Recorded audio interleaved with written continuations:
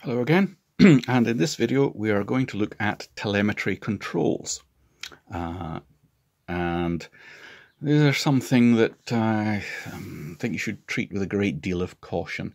I've already done a video about the gear failsafe, and in that we use a telemetry control. The data coming back from the M-bar sensor will lower the undercarriage if the pressure falls below a certain value. All very well. But Jetty's manual suggests you might use telemetry controls to raise or lower the flaps at certain speeds or things like that.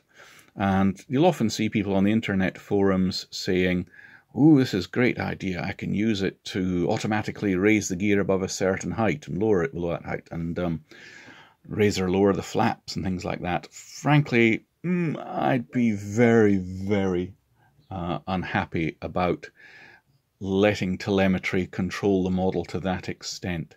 Got to remember that sensors, like anything else, can fail, or they can just go mad and start sending rubbish data, or indeed the telemetry channel from the receiver back to the transmitter can break down due to the sheer distance or interference that's going on, the noise floor in the general area with lots of other transmitters on. Bear in mind the telemetry channel is a weaker signal than your transmitter out to receiver. So think very, very carefully about what you do. However, we'll use a little training example here that might be reasonably valid one to do, and it'll give you a flavour of the sort of things you can do and how to go about it. So what we're going to do is use the GPS height, because that's a sensor I have, well, lying around spare to use in this demonstration. Most of my other stuff is all installed in models, and I don't want to go messing with them in the programming at the moment. And what we're going to do is, above a certain height, we're going to reduce full throttle, so that it's a struggle to climb any higher. And it might also serve as a little warning that you're at a height, although of course you just set up a voice alarm if you go above a certain height. So here we go. We've got our throttle servo working, and I'm using one of the little GPS receivers you build yourself from the plans and the software available at the website rcthoughts.com. I have to say it's not a very accurate GPS, and that's no fault of the chap at rcthoughts.com. I think it's just very cheap, poor quality Chinese GPS receiver. It can be wildly wrong in where it thinks you are. I don't mean it like it's on another continent, but it tells me things like, if I look at it on Google Earth, that several of my passes, which were about 50 yards out in front of me, were actually about 20 yards behind the pits, which is clearly nonsense. Also, something just to bear in mind in general, the GPS system is poor at height measurement. It's nothing to do with the RC Thoughts design or the little receiver you've bought. It is a poor thing in the whole GPS system. Anyway, what we're going to do is show you how, if we go above a certain height, we can switch a dual rate in and reduce maximum power. Let's go in. First of all, I'm going to display a couple of items from this telemetry. We'll add telemetry, the relative altitude, and we'll add telemetry, the absolute altitude, or altitude anyway. Tell the size to that. Come out, have a look at our front screen. It thinks we're 5 feet off the ground since we switched it on. Relative altitude, this system defaults to, when you switched it on, it counts that as 0 feet. Altitude should be where I am above mean sea level. It's roughly right, it'll do. But today that's been bouncing around anywhere between about 180 feet, or you can see it's gone up there to about 220 feet, and it just keeps moving about because GPS is not very good at recording it. You can see we've gone up another foot since we started showing it.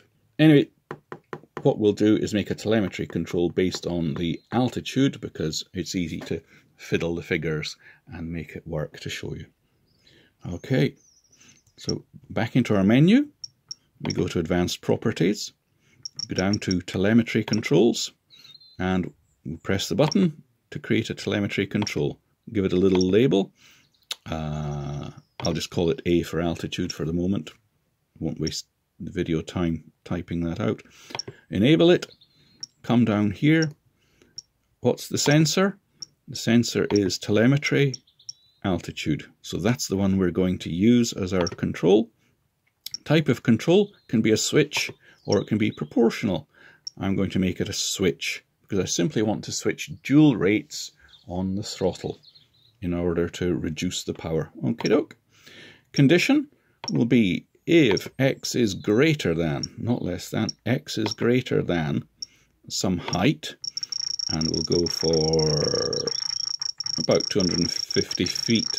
So that should make the switch safely in the off position because it reckons we're bouncing around between, let's say, about 180 to 220 feet.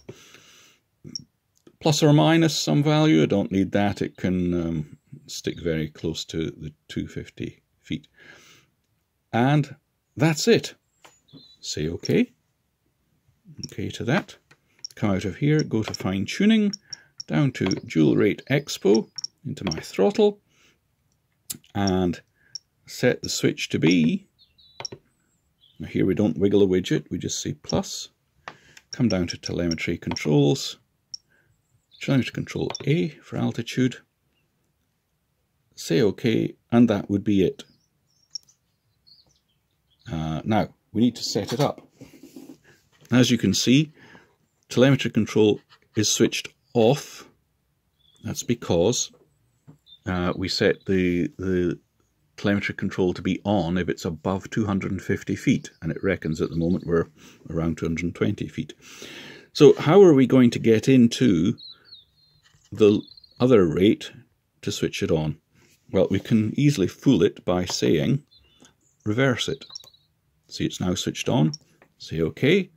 I can come up to the dual rate and set it to the low number. What I'm going to do though is switch off symmetry so that I can just affect the high throttle position. I don't want to affect the idle. So I'll bring that down to something like that. Again, I'm just picking values so that we can easily see it in the demonstration. Okay. Come out of there and we'll come back down to our switch, reverse it back to what it should be, which is off at the moment, say OK.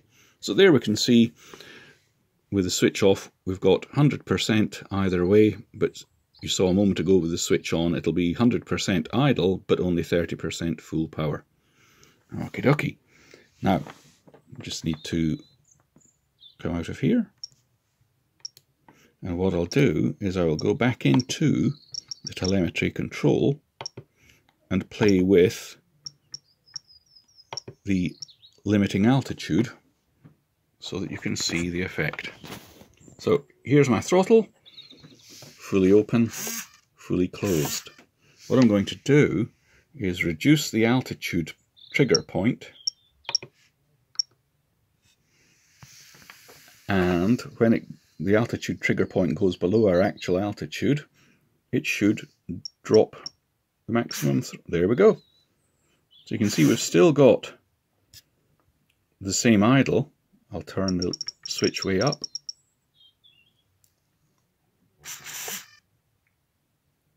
Full throttle if we're below the trigger, but reduced full throttle if we go above the trigger point. So you can see we're above the trigger point, it's reduced the power, and we're cruising down, so we've reduced power anyway. Stuck the nose down a bit, we're back below the, there we go. We're below the trigger altitude and we get full throttle again. So that's just a little demonstration of the sort of things you can do with telemetry controls, how you get into them, how you manipulate them. One other thing to think about, what happens if the telemetry drops out? Well, that's what default does. And we saw this when we looked at the gear failsafe, because I was flying my aircraft around and the undercarriage would keep dropping, and it was due to the gear failsafe kicking in. What was actually happening was it was the dropouts in telemetry. I was at, you know, a model meeting with a lot of other jets flying around and transmitters are on, and so the back channel bringing telemetry would keep just momentarily failing. And so the transmitter said, "Oh, I've lost data, put the gear down." But if you amend the default condition, it can say, "Oh, I've lost data, look at the default." Well, carry on, leave the gear up. So investigate what happens if you, for instance, unplug the sensor. What does the system do? Is that what you want it to do? Plug the sensor back in, adjust that default value, and you can make it work. So say, be very, very careful about what you let telemetry controls do, and what happens if that telemetry channel fails. Set your defaults accordingly. Okie doke, have fun folks. We'll be back with the penultimate edition in this telemetry series, which will be looking at the data analyzer, and then we'll finish off with another video about Jetty Studio.